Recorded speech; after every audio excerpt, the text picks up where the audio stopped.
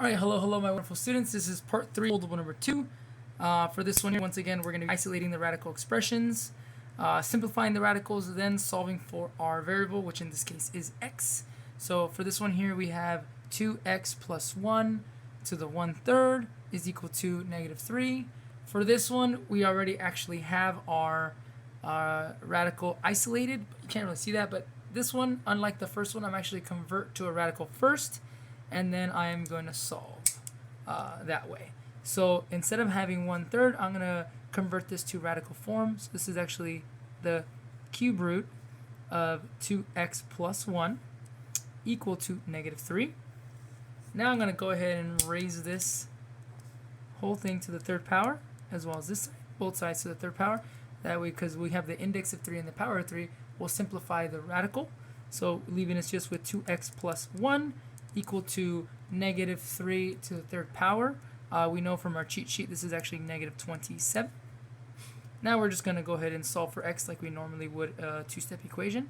We're going to subtract 1 to both sides. We get that 2x is equal to -28 divided by 2 divided by 2. X is equal to -14. Now we're going to go ahead and check for extraneous solutions. I know, so pretty.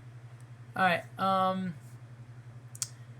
so we're going to plug our -14 into our original equation here and see what we get. You know, we can actually, well, no, I'm going to plug it into the original equation. I always like doing that.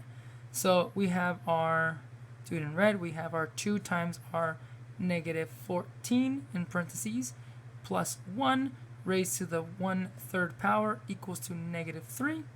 So 2 times -14 gives us a -28 plus 1 raised to the 1/3 power is equal to -3.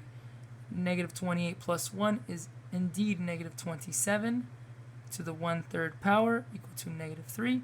Now we can go ahead and change this to a cube root. I mean, we see it's a cube root already because of this, but we're going to go ahead and change it to a cube root at -27 equal to -3.